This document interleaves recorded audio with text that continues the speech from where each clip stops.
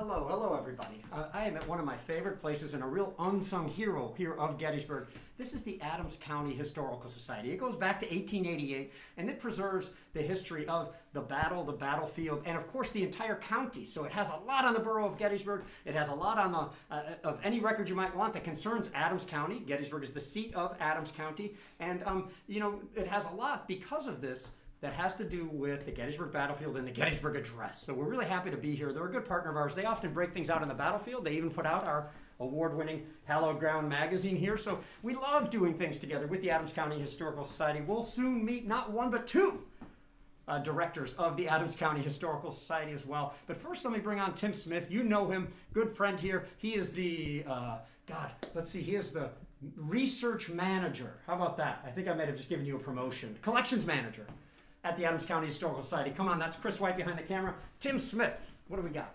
So, the Adams County Historical Society, of course, like many local historical societies, is a genealogical facility, and people often come here and we help them research their families, or they come and they do research on a local historical topic.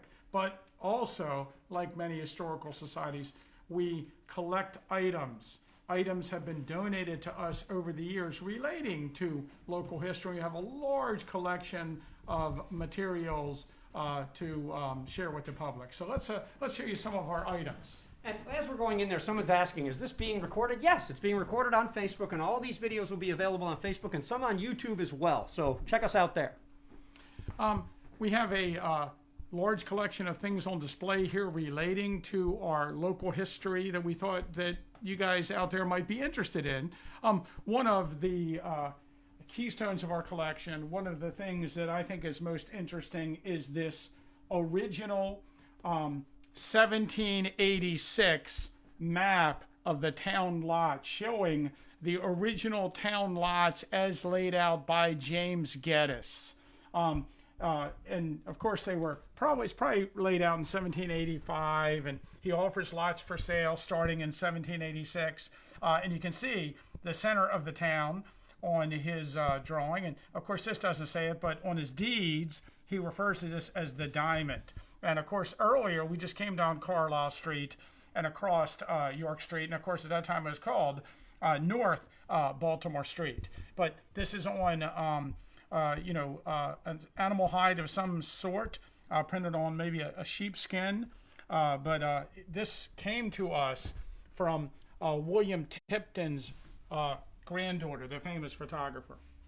Now, like many other areas, we have a large collection of items that were found, prehistoric items from Native Americans that inhabited this area prior to European settlement. And we just, in our collection, have thousands of spear points and various tools used by these early settlers. We also have on display a draft or a survey of the area that would be the town. And this is actually from 1765. And actually, this document dates from 1785. I guess it was made in 1795, but from the auction, this is the 116 acres of land that was purchased by James Geddes at a sheriff's sale of his father's property around the intersection we talked about in the town of Gettysburg. And we're still receiving donations. This one came in just a couple years ago. It is starting in 1803. It's actually the Sheriff Ledger book from James Geddes, who was not only the founder of our town, but an early sheriff of Adams County. And one of my favorite items, when the town was incorporated in 1806, every family in town was issued their own personal fire bucket. And if there was a fire in the town, everyone was to show up with their fire bucket to try to extinguish the fire. And they established an early well system. But this is Christian Culp's fire bucket. And we have two of these original fire buckets in our collection, theoretically dating from 1806. And let me break in, because it's hard to break in on Tim when he's talking about Gettysburg civilians and whatnot, which is really cool. First of all, you're with the American Battlefield Trust.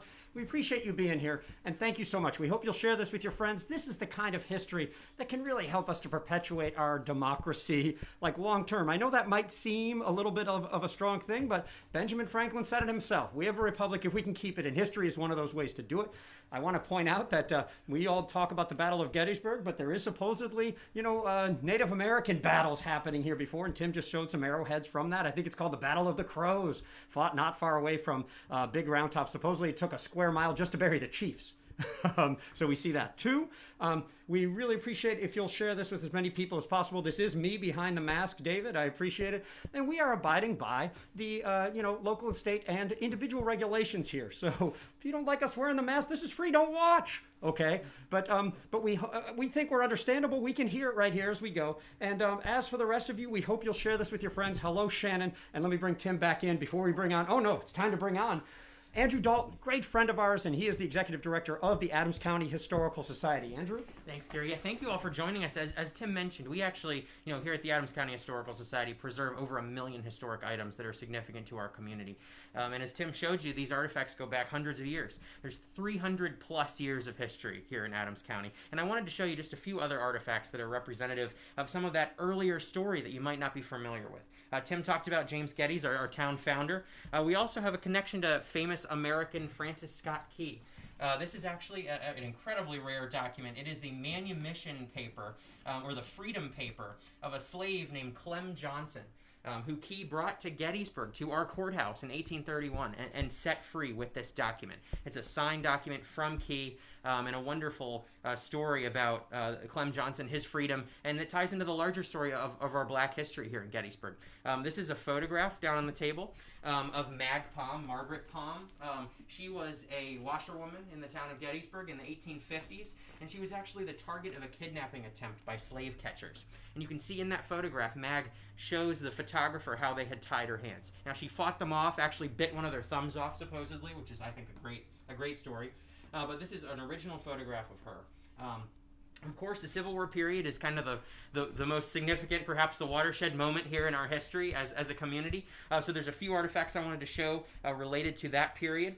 This is actually a note that was left in the town of Gettysburg at a house, actually just on the outskirts of town, by a Confederate soldier. It says, "Mr. Culp, your house tore up pretty bad, but we will do it a good deal more next summer if you do not quit burning our houses and turning our women and children out of doors." Wow. When this you see that, remember the 9th Regiment Alabama Volunteers. So, an incredible artifact from the Confederate occupation of our community in 1863.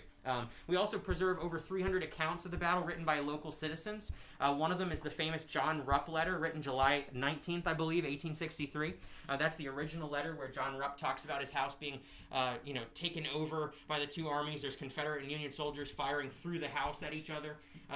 And it shows you what it must have been like for these people. And it's such an untold story, I think, the citizens of Gettysburg, how they endured this terrible period, but also how they recovered and how they memorialized the battlefield and turned the town into the tourist mecca that we know today. So along those lines, go ahead, Gary. Yeah, just real quick. I've known you for a while, but I didn't know you were apparently the quarterback of the Dallas Cowboys, Andy Dalton. That's right. That's my second job. Yeah, good. So keep going here. You're with the American Battlefield Trust. We hope you'll share this with your friends. We're at the Adams County Historical Society. We are along Springs Avenue, west of Gettysburg, at the corner of Seminary Avenue, or as many of you know it, West Confederate Avenue in Gettysburg. That's right. Yeah, so a couple artifacts from after the Civil War period. We talked about before, during, after the Civil War. Of course, one of the most famous photographers to cover the battlefield, William H. Tipton. He was an apprentice for the Tyson brothers during the battle, began his career with that firm that took many of the famous photographs in 1863 and shortly afterwards. But this is actually Tipton's camera from the 1880s that he used to record many of the famous views of the battlefield. And we do have a large portion of Tipton's collection here at the Historical Society. We may see a few items of that collection in a few minutes here. But we have this camera and also the sample books or sample albums that Tipton had as catalogs, basically on the front desk of his business for people to look through in order. And this is so cool. We use Tipton photos so often, so you get to see this right here, actually. And this is actually one of his cameras. I want to note that one of the reasons it's important to have the objects, is so that we can learn learn from them. I know Wayne Motz, who we have here today as well, and Andrew would talk about the importance of the stuff to add to the accounts, to the place itself. And this camera, I'll never forget. I remember the story that Tipton showed up, and he wasn't always popular with some of the soldiers in town when they'd come to town, and they knocked over his camera. Some New Yorkers did it on Little Round Top. And when we were examining this camera one day with local photographer, wet plate photographer Rob Gibson, he noticed that this camera had been repaired. Is this the one that the 44th New York knocked over on Little Round Top? I don't know, but it's one of the things you can do with objects that you can't simply do with other things. Right. Thanks, Gary. Yeah, and of course, another story that you might not know is William Tipton's daughter, Esther Tipton, was actually a combat nurse in World War I. This is her photograph and some original postcards she sent back from the front lines, I believe in the Meuse-Argonne offensive in 1918. This really gives you a sense that the depth of this history here in our community is extraordinary. It's not just the Civil War period. There is so much more to the story, and we're excited to be kind of the custodians and the folks who are presenting that side of the story, and we have a lot more to come along those lines. So a couple other more recent artifacts before we shift to a separate table full of really cool items. This is a hat that belonged to Mamie Eisenhower, of course, First Lady of the United States in the 1950s, lived in Gettysburg with her husband in their retirement. She had many hats like this. We have 3 in our collection. Mamie has a wonderful story and an association with our town, of course, a beloved figure that many people still around today actually encountered on her various trips around town to watch movies and go to the supermarket. So the story here is just, it's been going on for over 300 years, and it's still going, and we're fortunate to be the caretaker for it. Great, thanks, Andrew. I used to fall victim to this as well. I mean, people have been living here for decades, just living a normal life with some excitement, with a lot of periods of inactivity, and then one day the soldiers show up. And then what do you know? This place is forever changed. But the history of the late 1700s, all the way through the 19th century, the 20th century, as Gettysburg became the place that we now know it today, this is the place that preserves all that history. So are you still going here? Oh, just real quick, I wanted to say, no, we don't have a schedule of when we'll do it because we don't know how long each thing will go, nor do we know when we'll have connectivity, and nor do we want people coming up to us while we're shooting. So we don't have a schedule. Go ahead, Andrew. Great, thanks, Gary. I'm going to talk about just a couple more things, then we'll bring on Wayne, my predecessor's predecessor as director here at the Adams County Historical Society. But of course, as Gary mentioned, the battle devastated our community. There were dozens of civilians whose lives were terribly impacted either from disease, from picking up ordnance on the field and having it explode and kill them. Of course, there's famous citizens like Jenny Wade who were killed during the battle. There's others who were wounded. But here are just a few relics that were picked up off the battlefield. Now, the amazing thing I think about our relic collection is that these are items, they're not metal detected items, they're not discovered 50, 60, 70 years later. These are original items that the families picked off of their fields, out of their backyards, out of their homes. So here are some shells. Here's one very famous artillery shell. This is a cannonball that was lodged in the tree at the Joseph Sherfy farm on the battlefield. And you can see here we have a photograph of the tree with this very cannonball lodged in it. And the tree was cut down years later, and then the cannonball was donated to us. Now, we've been around since 1888 as an organization, so many of our artifacts come from the very families that lived on the battlefield or in the town during the Civil War. A couple other pieces you might find interesting. This is a sign that hung in the square of Gettysburg, obviously perforated by bullets during the battle, probably during the Union retreat through town on the afternoon and evening of July 1st. And then before I bring Wayne on, just 2 other items. Of course, we have so many soldiers here from Adams County that ended up fighting in other battles. In Virginia, in North Carolina, we have United States colored troops who ended up in Florida. This is a canteen carried by one of our local soldiers, William Hake. He was shot in the hand during the Shenandoah Valley campaign in 1864, and you can see the bullet pass through the canteen before hitting him. So an amazing artifact that represents, the real price of war and the damage that a bullet could do to a human being. And then finally, before I turn it to Wayne, this is the sword in the very front of the table. This is the sword of one of our most famous local soldiers and local politicians, Edward McPherson.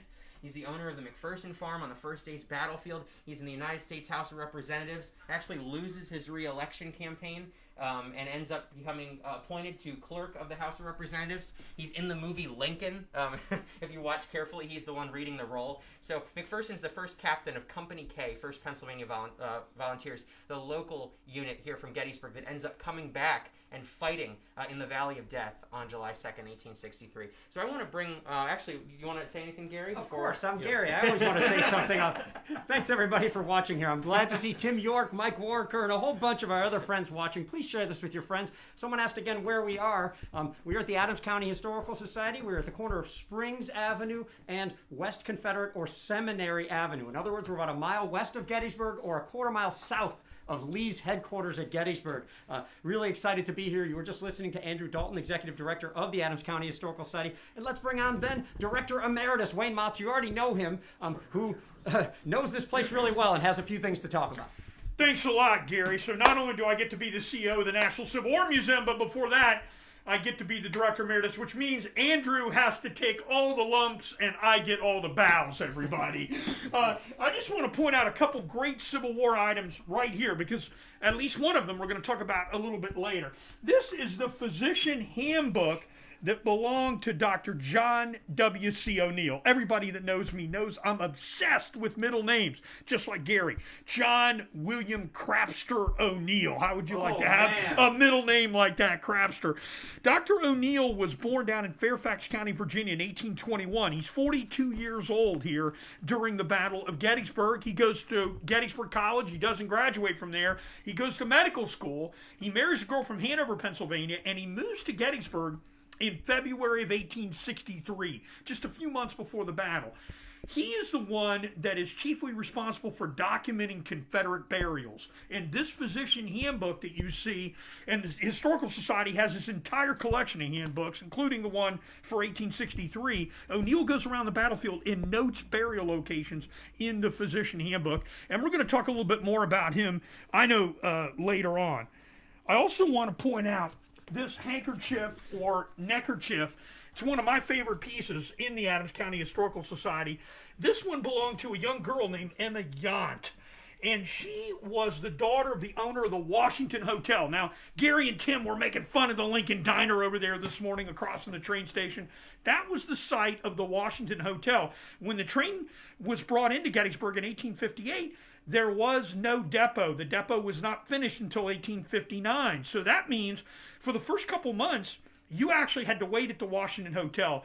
During the Battle of Gettysburg, the first hospital set up here that I know of was set up by John Buford at the Lincoln train station. That's what we call it now, at the train depot. And on June 30th, 1863, Buford comes in. Emma Yount is over at the hotel, and a member of Buford's cavalry goes over to the hotel and sees Emma Yount sitting on the steps at the entrance of the hotel. And he tells her, I've got a young girl about your age at home. Can I give you a kiss? And she says, I've got to go in and ask my mother permission to get this kiss. She does that. Mother grants permission. And this trooper of John Buford's cavalry, the day before the Battle of Gettysburg, gives her a little kiss in remembrance of his daughter.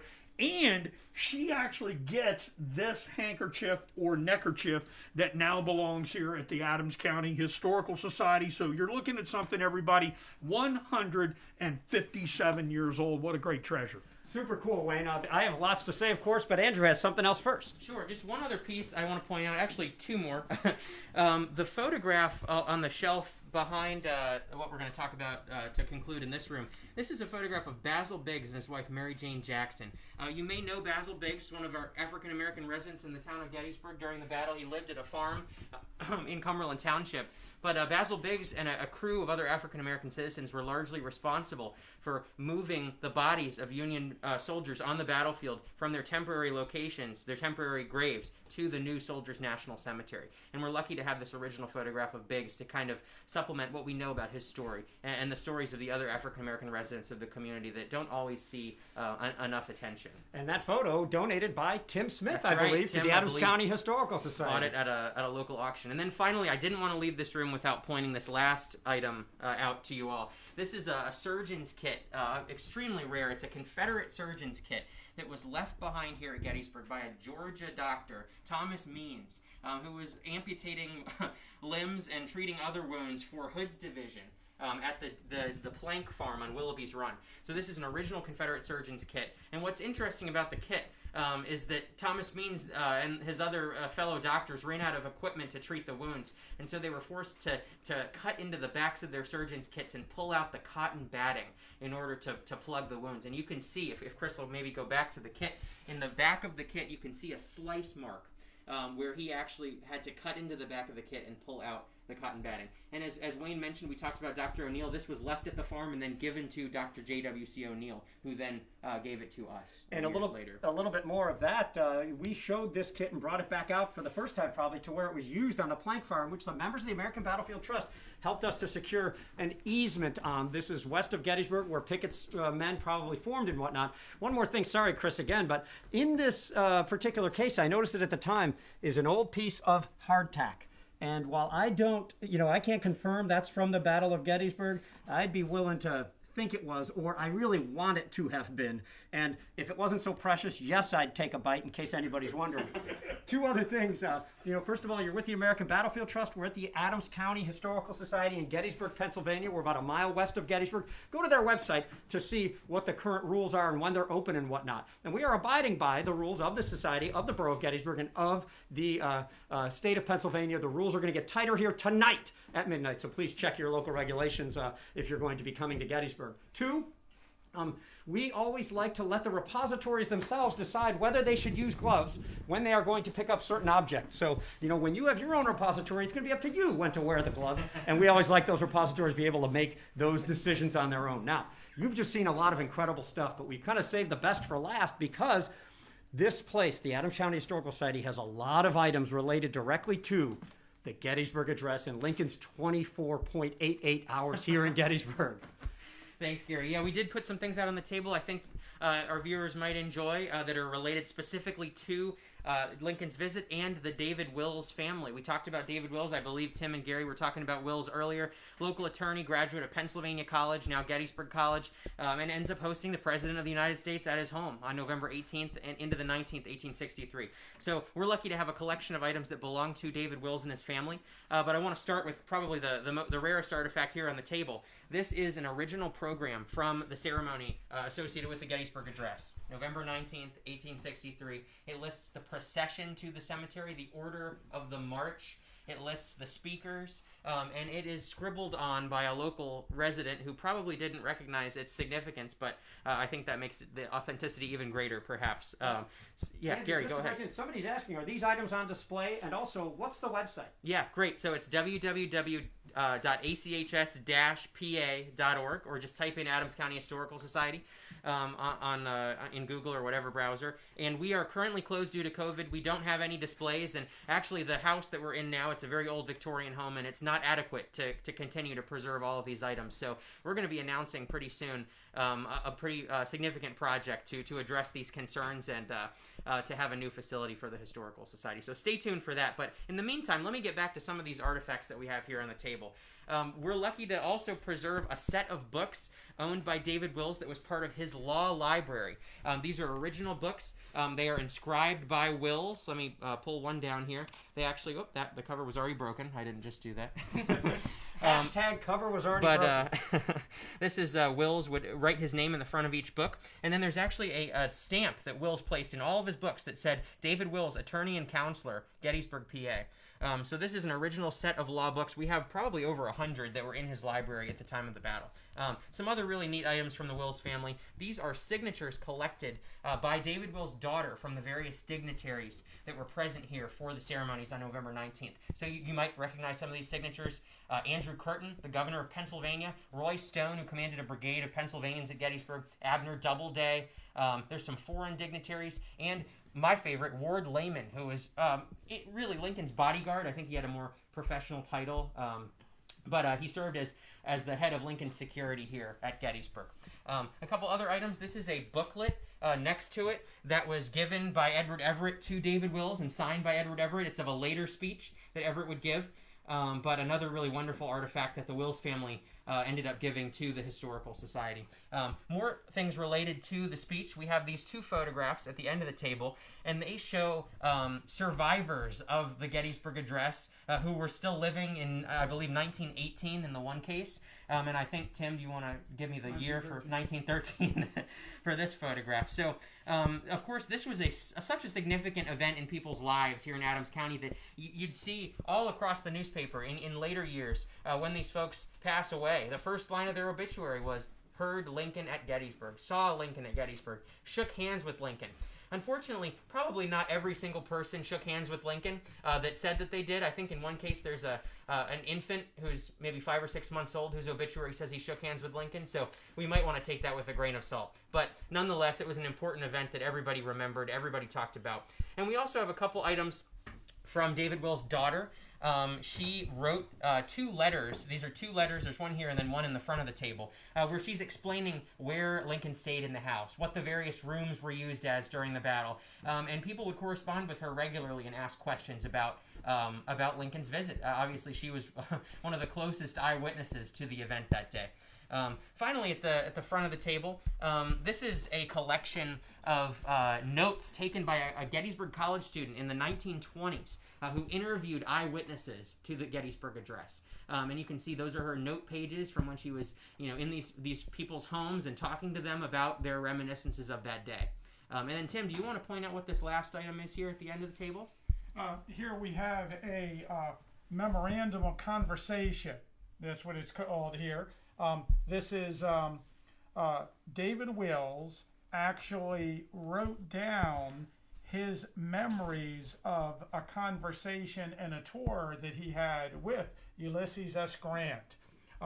When Grant visited Gettysburg, on June 20th and 21st, 1867. And you might know there's a photograph of Grant's visit. Here it is from William Frassinito's book. And Grant visited the Soldiers National Orphanage. And there's actually a detail where you can kind of see Grant. This photograph can be viewed on the Library of Congress website. But you can see David Will's signature on the document where he describes meeting Grant and his tour of the town and battlefield with Grant. It's interesting, it goes into great detail. We wish we had something like this from David Wills about the Gettysburg Address, but we don't. Thanks, Tim. Yeah, I see we have another Tim, a Timothy, who's asking about John Burns, the citizen hero of Gettysburg, who's wounded multiple times in the fighting on July 1st, and ends up meeting the President of the United States when he visits Gettysburg 157 years ago today. They attended a church service together, walked down Baltimore Street arm in arm, and then Burns, evidently, in his old age, fell asleep during the service next to Lincoln. So we do have an artifact that someone asked specifically to see. This is a cane that was given to John L. Burns, the hero of Gettysburg, in 1866 by the Pittsburgh City Council. It's the original gold-tipped cane that was given to us by a family member of Burns. So he's one of our more famous Adams County residents. Of course, Tim Smith wrote a book about John Burns that I highly recommend you check out. Mm-hmm. And then Gary's standing by something else over there I just wanted to briefly point out. This is an original copy of the dirge that was sung at the ceremony, the Gettysburg Address ceremony, to dedicate the Soldiers National Cemetery. So we put these artifacts out. Typically, we don't have these artifacts out. And like I said, we don't have the space for a real museum or exhibit gallery. We're working on that, though. We'll be back to you about that in the next few weeks, actually. But behind what Chris is filming, and actually, if you look around this room, you'll see all kinds of records related to the local families, properties, historic properties in the county. We have all of the original deeds and county records that tell the story of the people who lived here, the houses they built, the communities that they were a part of. And this is really the heart and soul of Gettysburg and of the larger county of Adams County, Pennsylvania. So, this is, I like to say, the entire memory and legacy of such a world-famous place like Gettysburg. So we're eager to to tell you more about what we do. If you'll check out our website, our Facebook page, we do programs every week. And it's a pleasure to have you here today. We're going to now, Gary, if you're ready, I think we'll go upstairs and take a little walk through and show you just a couple more artifacts. Yeah, just want to stress how we're just scratching the surface of the holdings here at the Adams County Historical Society. A real lot of stuff of which we're just showing you a little bit for today, things that are especially relevant to what we're talking about. I want to welcome Steph, who is probably not more than 500 yards away from here, and who probably used this facility in her current endeavor. Is that obtuse enough for me to not say actually who you are? And we're really happy to see so many of you here, and I really appreciate those of you who are saying, during COVID, this is really hard, and we appreciate you bringing this to us. You, the members and supporters of this organization, fund us, fund Chris White behind the camera and me to come out and bring these battlefields and historic sites to you. So if you appreciate it, during COVID or not, this is our goal. Bring the battlefields to you when you cannot go, and bring the objects to you when you can't go to the museum. So back to you, Andrew. Thanks, Gary. Yeah, a couple more artifacts as we ascend the staircase here. This is, as I said, a very old Victorian home. Not ideal for an archives, but we're here for now. So this artifact on the wall is another really incredible piece in our collection. I think one of Tim's favorites. This is a mirror that hung in the Spangler House in Gettysburg. It was a home that no longer stands on Carlisle Street near the Gettysburg College campus. And it was actually the scene of a council of war on the evening of July 1st. Confederate generals like Lee, Early, Rhodes, Ewell were all there. They had a pretty famous discussion about the day's events, July 1st, and whether or not to continue the attack through Gettysburg and take the heights south of it. So this conversation takes place in the home, but the mirror hung in the downstairs as well, and you can see there's a bullet that struck the mirror. Again, that was donated to us years later. One of just millions of historic items that we have here in this very old house. Yeah, and Gary's pointing out another item that he likes. This is a bike that was owned by local Dr. Henry Stewart. He actually assembled the bike himself in the 1890s, I believe. And Henry Stewart, the bike, at least, I don't know if he named it or if it was known as this, but it was called the Bone Shaker because it was such a precarious experience. Well, that sounds pretty comfortable. We really appreciate that. Somebody asked how old this building is. I think it's about 1883. That's right. So it predates the Historical Society. This society used to be in the main seminary building as well, in case you ever saw it while it was in that location for quite some time as well. Right. Andrew? So this is meant to be a temporary headquarters, although we've been here for 10 years, and we are actively searching for a new home, and we're actually very close to announcing a pretty significant project related to where we will be moving to. But for the time being, these artifacts are really at risk in a building that has no fire protection, no climate control, and like I said, there's millions of items here that really form the legacy and the memory of this incredible community. So I want to take you into a couple of these smaller rooms and show you one or two more things. And while we go in, let me just say, what was I going to say? Oh, thank you for watching from Chile, Chattanooga, and Vicksburg. That's pretty cool stuff for Gettysburg. Well, come on in here. I want to show you. This is a very small room, more of a closet, but it has our entire photographic holdings and media holdings. So we have everything from early pencil sketches and paintings to photographs taken during the Battle of Gettysburg to later photographic albums, even cassette tapes and oral histories. I pulled one box down a few minutes ago. This is actually a box of negatives from William H. Tipton, the photographer that we talked about earlier. Tipton donated a huge portion of his collection to the Historical Society. One photograph I'm going to show, and I'm not going to touch the actual image, just the outsides of it. This is an original Tyson Brothers glass plate negative of French Mary Tepe, and she obviously was a famous figure associated with the Battle of Gettysburg. It was prominently photographed in the weeks afterwards. So we have a couple of these really incredible glass plate images from the Tipton collection, this one actually predating Tipton himself. But as you can see, I'm surrounded by boxes of collections of photographs, albums, negatives, and all of it in need of a more proper home. So, go ahead, Gary. You want to? Great. Chris is maybe gonna we'll back up. Sorry, it's not the That's good. not the easiest place to turn around.